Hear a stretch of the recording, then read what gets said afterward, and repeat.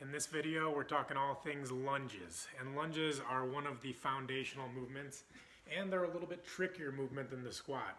The reason that they're trickier is because of the split stance position of the pelvis. So in the squat, both feet are together and the pelvis loads down at the same time. In the lunge, one side goes forward, the other side goes backwards, and that puts an asymmetrical tension through both sides of the ilia. If we look at it from a tensagrity standpoint, as one side goes forward, the other side goes back, so it puts a twisting or stretching action across the inner thigh here where my pinkies are at, and so it forces that area to open up and be stable. If we add in rotation there on one side or the other, it's going to put more tension through the pelvic ring, and it's not going to distribute forces as evenly. So when we're doing lunges, there's a whole bunch of considerations. Now, first thing, with the lunge, the functional significance of the lunge with this split stance position is going to mimic the requirements that you need to do for running, for walking, and for going upstairs. Specifically, the forward lunge mimics the requirements of going upstairs, but really it's that split stance or alternating position that is most important. So another positive or beneficial thing is that it works the glutes, it works the hamstrings, it works the quads, it challenges balance and bilateral flexibility. So it's an all-purpose exercise, and you need to make sure that you're following some of the proper form, or else the body's going to work in different ways that might not serve you the best. Finally, on a functional significance of the lunge, one of the benefits is that we get the triple extension action of the hip, knee, and ankle. And that's a very strong synergistic position, and when that's working well, it's a very strong and efficient position for the body. So, proper form for the lunge. I'm going to step back here, and this is going to be, we're going to talk about this from a static lunge position, meaning I'm going to step forward into it, and you can also do this as a dynamic moving type of lunge, but for the purposes of this, you can see here that my my feet are hip width apart, and I'm maintaining an open space between the front and back legs. As I drop down into the eccentric phase of it, I'm really going to be challenging this glute, and I'm also going to be challenging the opening on this side of the leg here. So I need to be strong, and I need to be able to almost tuck under and hold position through through the back leg of the movement. I'm going to show you that again from a side position. So as I step back into the lunge motion, you can see here that I'm wider than hip width apart this way. Right now on the front leg, I'm putting the weight through the heel of the front leg. I'm staying open and tall through the torso. And what that requires is my core to engage, or else tension in the hip flexors is going to pull me forward that way. So I want to stay drawn in and under, and that's going to challenge the position of here down through the knee. So oftentimes people will say that the lunge either causes knee pain on the front or the back leg. If it's on the front leg, it's because likely you're putting too much forward strain across the quad muscle. If it's on the back leg, it's likely because that hip flexor and quad is getting put under a big length and tension, and that compresses the patella.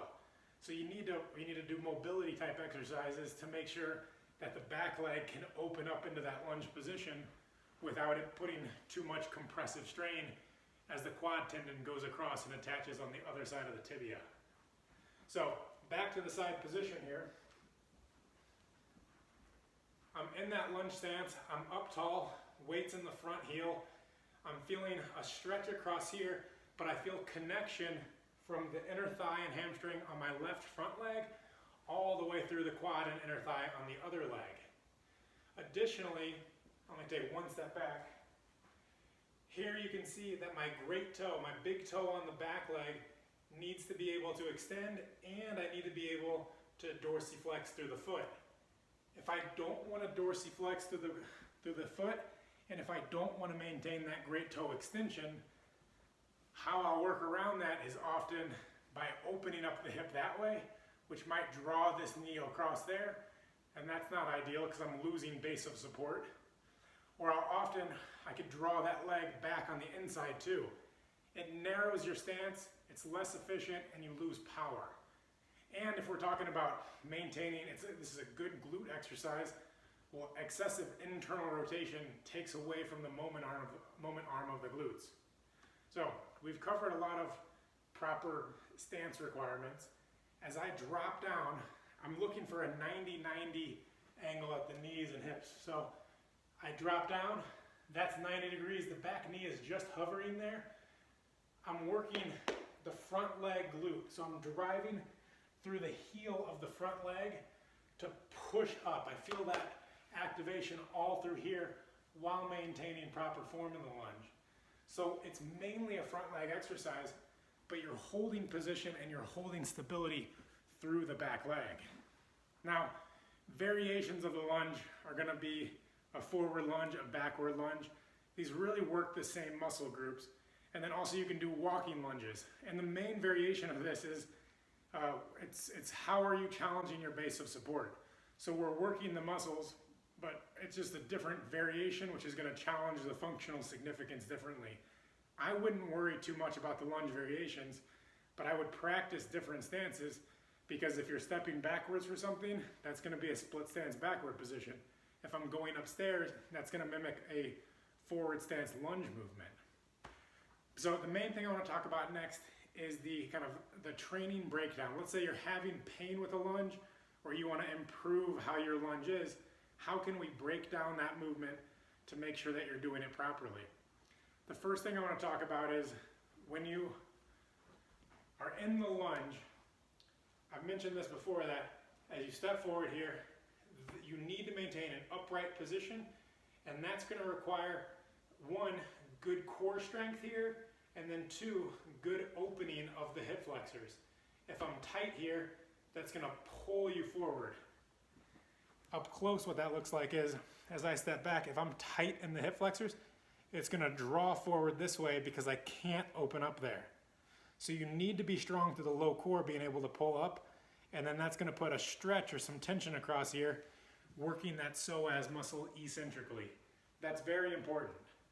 How I would work on that is going onto your back, bringing both knees close to your chest, drawing the core in, and then dropping one leg down, and then back up. Dropping the other leg down, and back up. That's kind of like the leg portion of a dead bug exercise. And the reason I would work on that is because we're teaching the core how to hold position as the hip flexor lowers eccentrically. And that's super important. That mimics what needs to happen on the phase of the lunge. You need to maintain space and opening through there. So the even better version of that would be that leg lowering exercise, but on a bench press. So you have to really lower that leg down to the ground while holding core tension.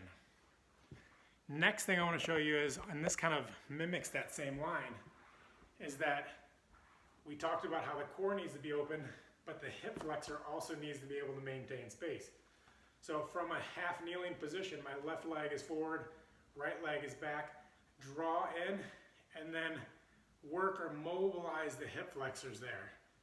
And so in a very similar stance to the lunge, I draw in, and then I lean forward. So I'm practicing what that hip flexor is like to open space. Core activation, lengthening through the front of the hip.